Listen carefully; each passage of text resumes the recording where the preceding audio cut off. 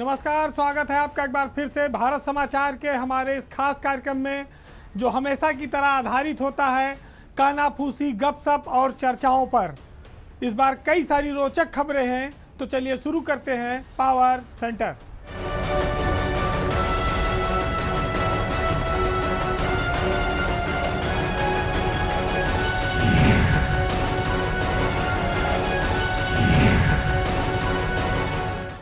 उत्तर प्रदेश में सरकार कुछ और कहती है, आंकड़े कुछ और कहते हैं, क्योंकि ये सब कारनामे नौकरशाही की देन है जो साल दर साल जारी रहते हैं। आज आपकी पहली नज़र सरकार के जो विकास के बड़े बड़े दावे हैं, जो विकास के कामों के लिए सरकार खजाने खोल देने की बात करती है, उन पर है कि जो बहुत बड़े बड़े प्रोजेक्ट लगाते हैं, ऐलान करते हैं, वो बजट खर्च करने में फिसड्डी साबित हो रहे हैं। सरकार हर साल 5 लाख करोड़, 6 लाख करोड़, 7 लाख करोड़ का देश का सबसे बड़ा बजट पेश करती है, लेकिन जब बजट खर्च करने की नौबत आती है तो आपको जानकर हैरानी होगी कि हर साल 30 से 40% बजट सरकार का, विभागों का बिना इस्तेमाल हुए लैप्स हो जा रहा है। आप इसे वित्तीय अनुशासनहीनता कह सकते हैं। वैसे उत्तर प्रदेश देश का सबसे बड़ा राज्य है, तो वो अपनी पीठ ये कहकर थपथपाता है कि हमने बहुत बड़ा बजट पेश किया है। आपको जानकर इस बात की हैरानी होगी कि इस साल जो अक्टूबर का महीना बीता है, उसमें यूपी में जितने विभाग हैं, अगर उनको टोटल रूप से जोड़ा जाए तो अब तक मात्र 20% बजट ही खर्च हो पाया है। 7 लाख करोड़ का बजट था, उसका 20% आप जोड़ लीजिए तो 1,40,000 करोड़ रुपया खर्चा हुआ है, यानी कि 5,60,000 करोड़ रुपया भी खर्च होना है। वो भी कब? नवंबर, दिसंबर, जनवरी, फरवरी, मार्च, 5 महीने में 80% का बजट खर्च करना है। तो स्वाभाविक है कि यह असंभव है। जब आप 7 महीने में 20% खर्च किए हैं तो 5 महीने में 80% कैसे खर्च कर लेंगे? लेकिन यही इसी के पीछे एक गणित है।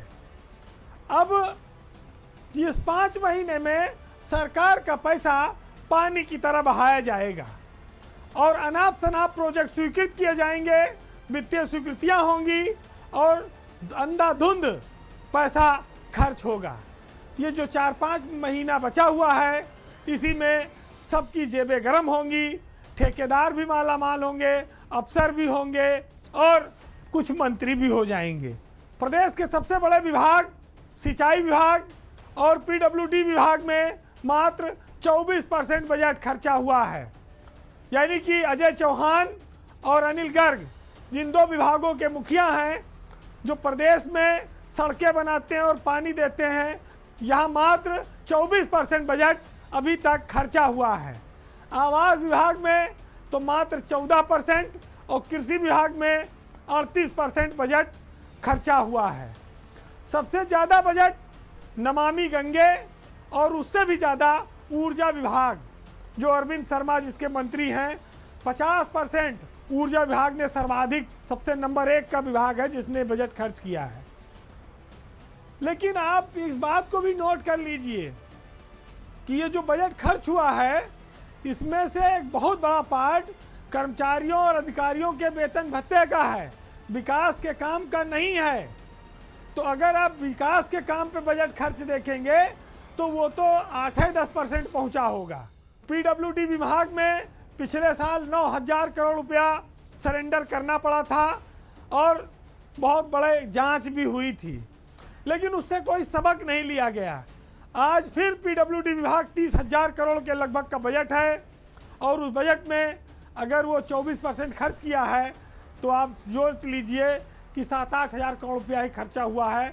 20-22 हज़ार करोड़ रुपया आने वाले 5 महीने में कैसे खर्चा होगा? कौन सी ऐसी जादू की छड़ी घुमाई जाएगी कि सड़कें बन जाएंगी, चमत्कार हो जाएगा? हैरत की बात यह भी है कि सरकारें इसका बुरा नहीं मानती हैं। अगर पैसा बजट खर्चा नहीं हुआ तो सरकारें अंदर अंदर खुश होती हैं, शायद उस पैसे को वो दूसरी तरफ कहीं इस्तेमाल कर ले जाएं, कहीं एक्सप्रेसवे बनवा लें, कहीं कोई बड़ा प्रोजेक्ट, ड्रीम प्रोजेक्ट है, उस पर पैसा ट्रांसफ़र हो जाए, ये भी रहता है। इसी वजह से अफसरों को कभी डांट फटकार नहीं पड़ती, ना उनका कोई दोष दिया जाता है। लेकिन कुछ ऐसे महकमे हैं, अगर वहाँ बजट नहीं खर्च कर पाएंगे तो आपकी बदनामी होगी, आपकी आलोचना होगी।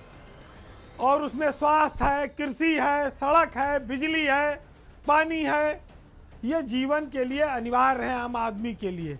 ये पब्लिक सेक्टर का काम है। इस पर भी अगर सरकार बाजीगरी करेगी, जनता को बेवकूफ़ बनाएगी अपने बजटीय कार्यक्रम आंकड़े से, तो ये ज़्यादा दिन तक चलने वाली चीज़ नहीं है। अब देखिए कि भाजपा की सरकार है, ईमानदार सरकार है, बेईमानी की कोई गुंजाइश नहीं कहती हमारे यहाँ है, जीरो टॉलरेंस है, और बजट खर्चा नहीं हो रहा है। शायद इस आशंका से कि ज़्यादा बजट खर्च करेंगे तो इसका घोटाला हो जाए। तो घोटाले की आशंका में जो बजट आपने बनाया है वो भी नहीं खर्च कर रहे हैं, ये भी तो जनता के साथ अन्याय ही है। अब बात भाजपा की यूपी में उसके नए अध्यक्ष की।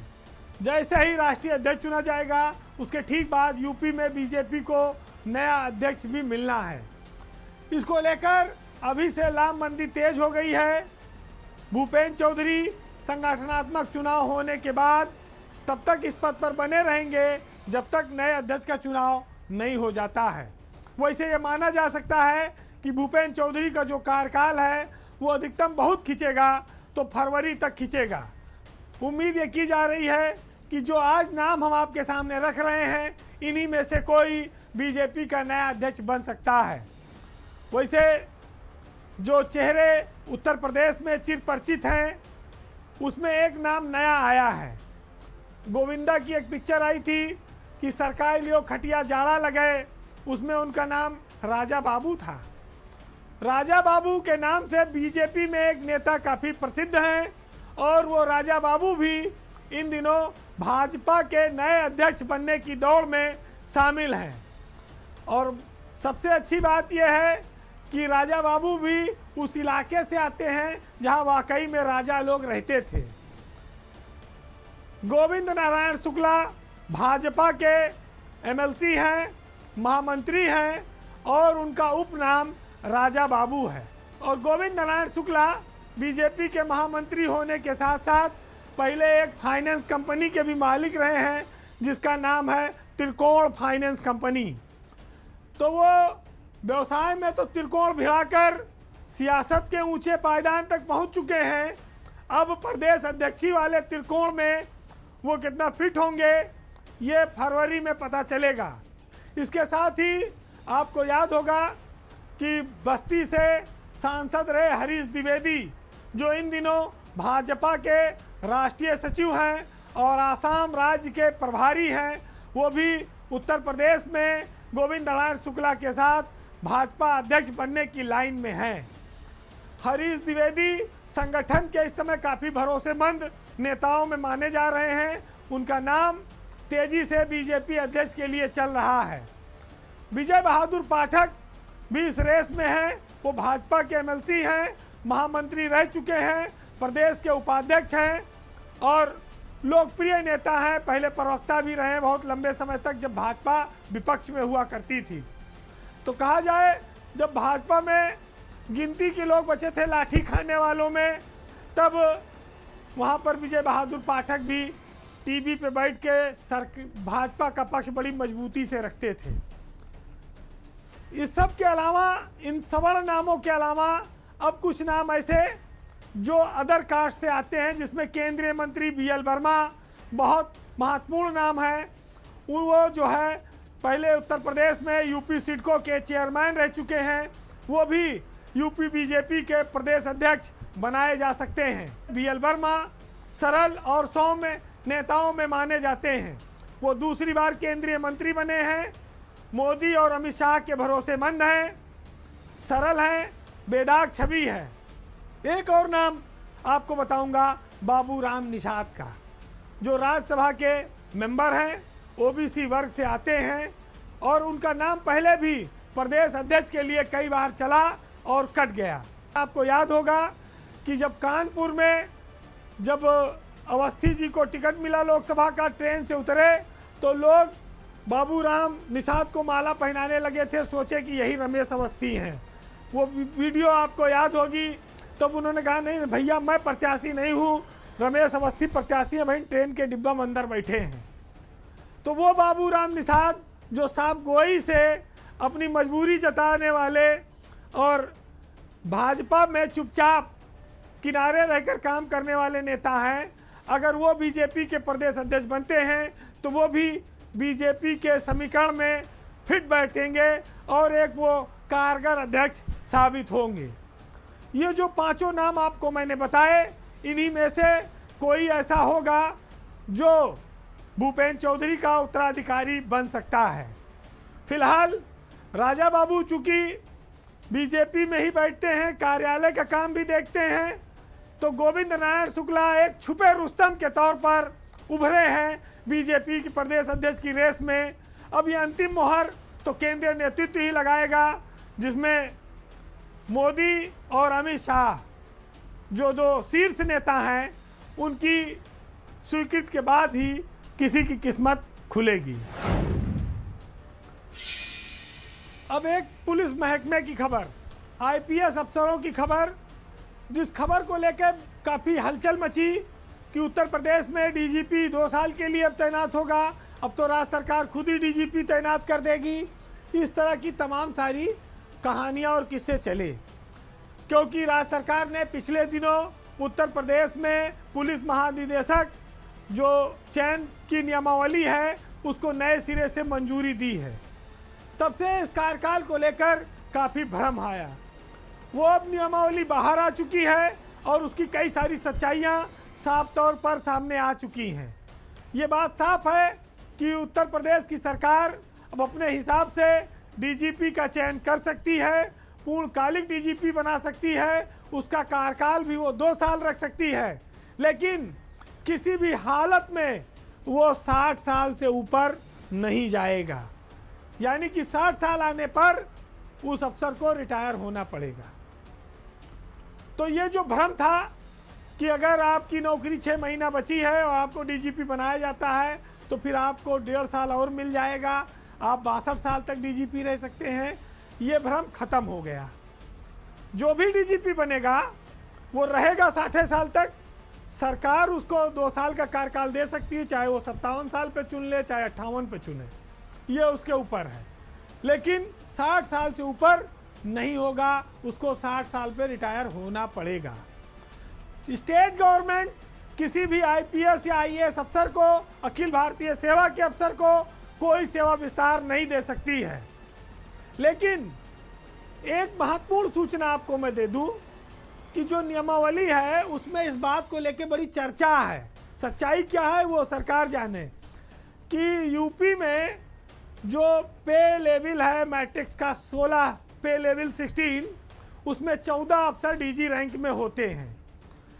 और इस नियमावली में यह अधिकार मिला हुआ है, अगर सरकार को 14 डीजी रैंक के अफसरों में भी कोई ऐसा योग्य न दिखे जिसे वो डीजीपी बना सके, तो वो किसी भी एडीजी को भी डीजीपी का कार्यवाहक चार्ज दे सकती है। ऐसी चर्चा है, पुष्टि नहीं है।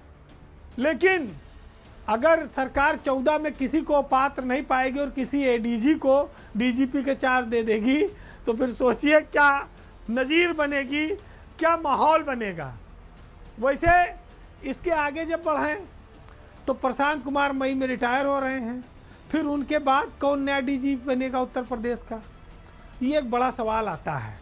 प्रशांत कुमार 90 बैच के हैं, उनके ऊपर 89 बैच था, वो अभी है जिंदा, कई अफसर हैं, लेकिन उनमें किसी को मौका तो मिला नहीं, तो उनका कैरियर आप जान लीजिए ख़त्म। अब 90 बैच में भी कई अफसर हैं जो उनके रिटायरमेंट के बाद नौकरी में बने रहेंगे, जिसमें संदीप सालुके हैं, MK बसाल हैं। ये 2 लोगों के नाम इसलिए बता रहा हूँ कि इनकी नौकरी फरवरी 2026 तक है। जब मई में वो प्रशांत कुमार रिटायर होंगे तो तब भी इन दोनों की नौकरी 9-9 महीना बची होगी। लेकिन उम्मीद कम है कि सरकार शायद इनको डीजीपी बनावे।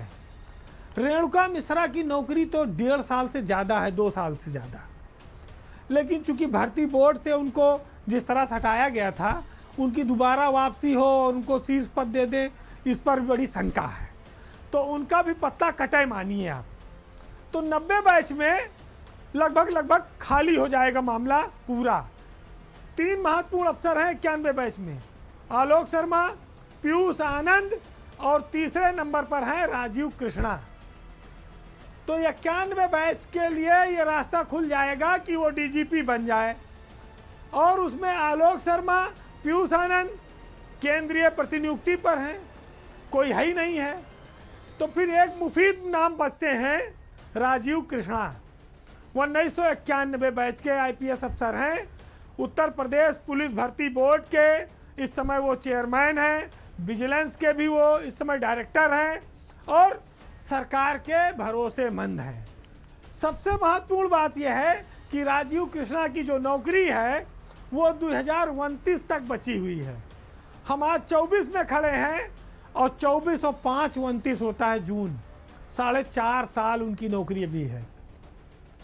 अगर सरकार ने प्रशांत कुमार के बाद राजीव कृष्णा को मौका दिया तब भी उनके पास 3.5 साल, 3.25 साल के लगभग नौकरी होगी।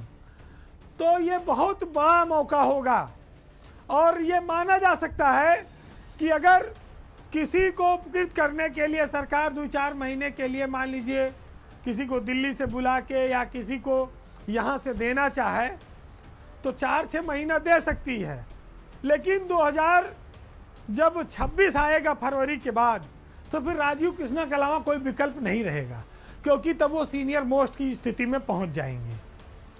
तो राजीव कृष्णा उत्तर प्रदेश के अगले डीजीपी हो सकते हैं, इस बात की बहुत प्रबल संभावना है। और वो 2 साल से ज़्यादा उनके पास समय रहेगा, तो इसलिए समय की कोई किल्लत नहीं है। तो एक तो ये 2 साल वाला झंझट खत्म हो जाएगा अगर राजीव कृष्णा बन जाएंगे तो, कि रोज़ रोज़ बदलने से अच्छा है एक बार बदलो और चैन की नींद से सो, जिससे कि रोज़ सुप्रीम कोर्ट में PIL ना हो, रोज़ मीडिया में आलोचना ना हो। अब बात एक ऐसी खबर की जिसने ब्यूरोक्रेसी में पिछले दिनों काफ़ी भूचाल मचाया। बात यूपी पोल्यूशन कंट्रोल बोर्ड की, वन और पर्यावरण मंत्रालय की, जहां के अपर मुख्य सचिव मनोज कुमार सिंह को नौकरी के आखिरी वक्त में बेआबरू होकर जाना पड़ा। उनको सरकार ने नौकरी के रिटायरमेंट के 51 दिन पहले उनके पद से हटा दिया। मामला स्लाटर हाउसों को, पशु वधशालाओं को अवैध ढंग से NOC देने का, क्षमता बढ़ाने का, इससे जुड़ा हुआ है। जब यह खबर बाहर आई तो इस बात की चर्चा शुरू हुई कि आखिर ऐसा क्या हो गया कि मनोज कुमार सिंह को रिटायरमेंट के 51 दिन पहले ही इतने सीनियर अफसर को रातों रात अपमानित करके पद से हटाना पड़ा। जब आप इस मामले की थोड़ी तह में जाएंगे तो ये पता लगेगा कि NOC देने का जो मामला है वो उन्नाव जिले से जुड़ा हुआ है, जिसमें उन्नाव की AOB एक्सपोर्ट प्राइवेट लिमिटेड और मेसर्स अल हक फूड प्राइवेट लिमिटेड को गलत ढंग से सर्टिफिकेट जारी किए गए। यानी कि जो CTO और CTE 2 सर्टिफिकेट हैं, ये गलत ढंग से जारी किए गए हैं और इसके लिए जिम्मेदारी प्रदूषण नियंत्रण अधिकारी के साथ साथ मुख्य पर्यावरण अधिकारी और मेंबर सेक्रेटरी और चेयरमैन पोल्यूशन बोर्ड, इन सब की है।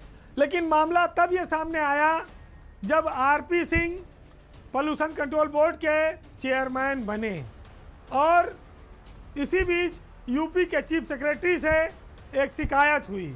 उस शिकायत के बाद जब जांच शुरू हुई तो इस बात का भंडाफोड़ हुआ कि प्रतिदिन क्षमता से अधिक पशुओं को काटे जाने के लिए जो कई सारे NOCs निर्गत किए गए, उसमें काफ़ी मिलीभगत थी, पर्यावरण NGT के नियमों का पालन नहीं था और जो सर्टिफिकेट जारी किए गए उसमें लंबी कमीशन खोरी हुई।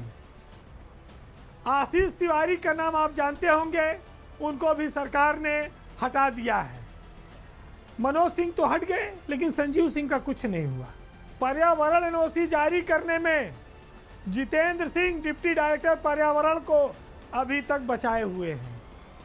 जितेंद्र सिंह वही है जो एक बार 4 लाख रिश्वत लेने के मामले में जिसका वीडियो वायरल हुआ था, जिसने पर्यावरण की एनओसी अवैध ढंग से लगातार जारी करता रहा। और आशीष तिवारी और जितेंद्र सिंह का एक बहुत लंबा गठजोड़ भी है। मनोज सिंह यूपी की ब्यूरोक्रेसी में एक नरम दिल अफसर माने जाते हैं। उनके ऊपर आरोप चाहे जो हो, लेकिन जब वो मुंह खोलेंगे तो बहुत सारे लोग बेनकाब भी हो जाएंगे, क्योंकि मनोज सिंह ने अपनी लंबी सेवा के दौरान बहुत सारे राजनेताओं से लेकर ब्यूरोक्रेट से लेकर व्यापारियों तक के सबके वो काम आए हैं, सबकी उन्होंने मदद की है। तो ये बदनामी का सारा ठीकरा मनोज सिंह पर तो फोड़ा गया, लेकिन जब चीज़ें स्लाटर हाउस में जहां पशु काटे जाते हैं उसकी कमाई से जो करोड़ों अरबों रुपए की जो बिक्री होती है वो कहां तक जाती है, कितने कितने भागीदार होते हैं उसमें पिक एंड चूज नहीं चलेगा। नीचे और ऊपर के लोगों को काट दिया जाए और बीच के लोगों को छोड़ दिया जाए। ये माना जाता है कि भ्रष्टाचार की गंगा हमेशा ऊपर से बहती है। मनोज सिंह प्रथम दृष्टया इसके लिए जिम्मेदार हैं, लेकिन मेंबर सेक्रेटरी भी उतना ही जिम्मेदार है। और ये जितेंद्र सिंह जिसका वीडियो वायरल हुआ था, जिसने पर्यावरण की सैकड़ों एनओसियां आज भी कर रहा है, जिसको 300 की अनुमति है वो 800 काट रहा है, और सब मिली भगत से कट रही है। जिले में भी जो बैठे अधिकारी वो भी खाते हैं, और जो पर्यावरण डिपार्टमेंट में बैठे वो भी खाते हैं। खाते सब हैं, लेकिन जो फंस जाए वही आज के ज़माने में चोर है, बाकी सब बादशाह है। तो आज के पावर सेंटर में इतना ही। जाते जाते इन्हीं हालातों पर आपको एक महत्वपूर्ण पंक्तियों से रूबरू कराऊंगा। देखिए, चूंकि कवि, शायर और पत्रकार, इनका काम है कि सत्ता के खिलाफ, सत्ता की कमियों के खिलाफ जो बातें हैं वो लोगों के सामने रखी जाएं। हर युग में ये हुआ है, हर सरकारों में हुआ है, सरकारें इसका बुरा भी नहीं मानती। तो आज इन शब्दों को उसी तरह से सुनिएगा कि जूझते रहना सुनो हालात से, और पेट भरता कहाँ है खैरात से। तेल बाती दीप माचिस चाहिए, रोशनी होती नहीं जज्बात से, और वो कभी सच्चाई न सुन पाएगा, लग रही है चींटी उसे हर बात से। नमस्कार।